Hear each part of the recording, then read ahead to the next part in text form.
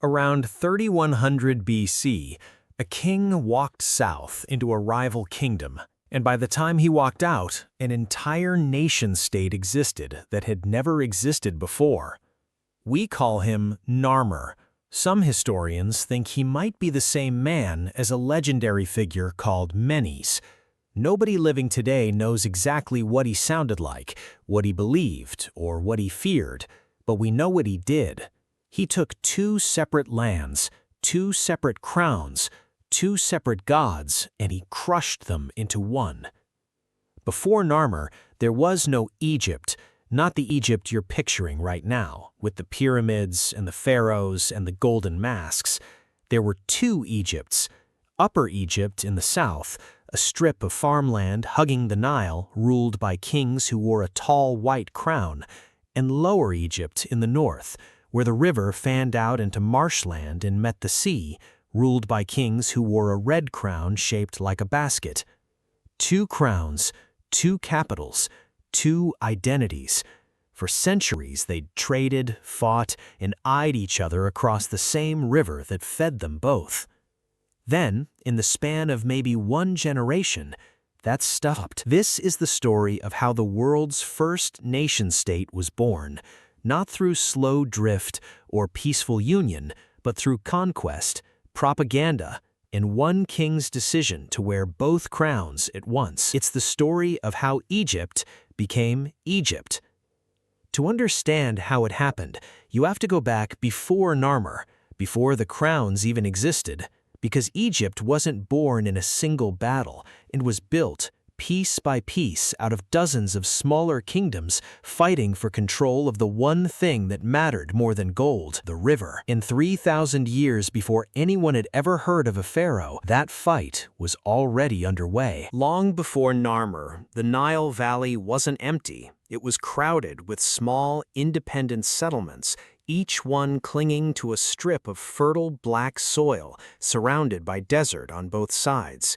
Egyptologists call this the pre-dynastic period, and by around 3500 BC, three of these settlements had grown into something bigger, proto-kingdoms, each with its own ruler, its own patron god, and its own ambitions. In the south, three centers competed for dominance: Nakata, Hierakonpolis, and Abydos. Archaeologists have found the proof in the ground. At a site called Cemetery U in Abydos, excavators uncovered a tomb, U-J, belonging to a ruler ranked before Narmer, buried with hundreds of wine jars imported from as far as the Levant, and ivory labels carved with some of the earliest writing ever found in Egypt. This wasn't a village chief. This was a king who controlled long-distance trade and had scribes recording it. One by one, the southern rivals fell. Nakata was absorbed. Hierakonpolis and Abydos merged their power. By roughly 3200 BC, a single line of kings ruled all of Upper Egypt, and they were looking north. The north was different. Lower Egypt's kingdom was built around trade with the Levant and the Mediterranean, with fewer great monuments, but a firm grip on the delta's waterways, the arteries that connected Egypt to the wider world. That made the north a prize worth taking, and it made the south hungry. Here's where the sources get frustratingly thin. We don't have diaries or eyewitness accounts. What we have is a handful of royal artifacts, and one of them changes everything. It's a slab of gray-green siltstone, less than 2 feet tall, found at Hierakonpolis in 1898. Carved into its surface is a king wearing the white crown of the south, smashing the skull of a captive on one side, and wearing the red crown of the north on the other, walking past decapitated enemies.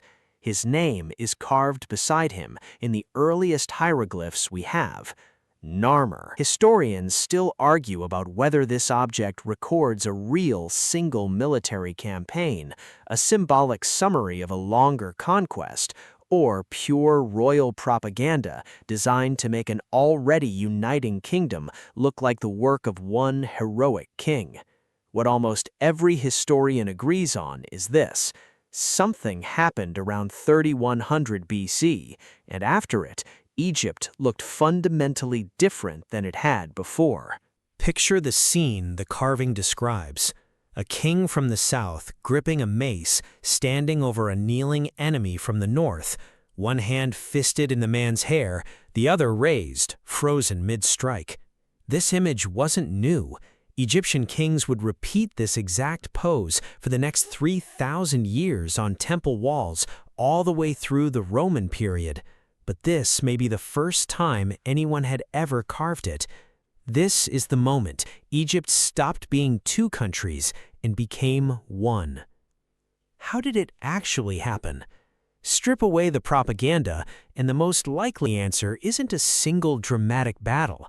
It's a campaign.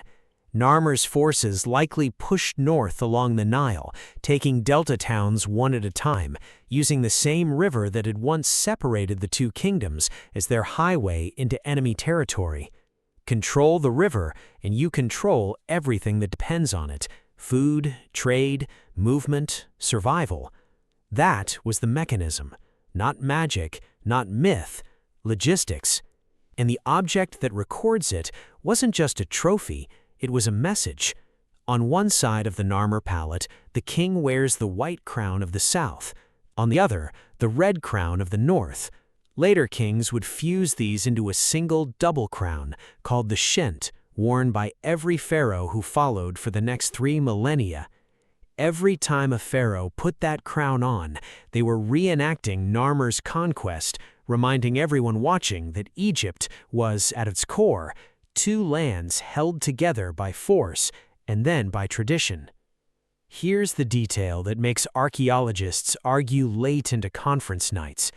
The palette also shows Narmer inspecting rows of decapitated enemies, their heads placed between their legs. Some scholars read this as literal battlefield record-keeping. Others think it's ritual symbolism, a king demonstrating dominance over chaos itself, since Egyptian art rarely aimed for photographic truth. We may never know how much of this actually happened on a riverbank in 3100 BC, and how much was theater carved in stone for the temple at Hierakonpolis. What we do know is the outcome. For the first time in the historical record anywhere on Earth, two separate political entities didn't just trade or war with each other.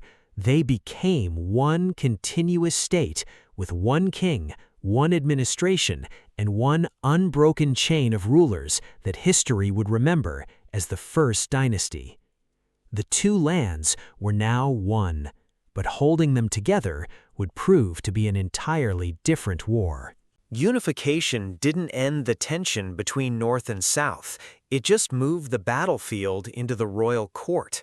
For generations, Egypt's kings kept performing the conquest, wearing both crowns, carrying both scepters, holding both titles, because the memory of two separate lands never fully disappeared. Even 500 years later, Egyptian kings still called themselves Lord of the Two Lands. That title outlived the pyramids, outlived the Middle Kingdom, and was still being carved onto temple walls when Cleopatra sat on the throne nearly 3,000 years after Narmer. What Narmer actually built wasn't just a bigger kingdom, it was a template. Before him, there's no clear evidence anywhere in the world of two separate states merging into a single centralized nation under one ruler with one administration. After him, Egypt had a king list, a bureaucracy, a shared identity, and roughly 3,000 years of continuous civilization ahead of it, longer than the gap between us and the Roman Empire. And it all traces back to one small stone palette, carved to make one act of conquest look inevitable, eternal, and divinely ordained. We started with a king who walked south and walked out with two crowns. We still don't know his real voice, his real face, or exactly how many days that campaign took, but we know he understood something that every ruler after him would repeat for 3,000 years. That power isn't just taken on a battlefield. It has to be worn, carved and told again and again until the story becomes the truth everyone remembers. So the next time you see an image of a pharaoh wearing that tall double crown, maybe ask yourself what it actually took to fuse two nations into one, and whether the story we tell about how empires are born is ever quite as clean as the carving makes it look.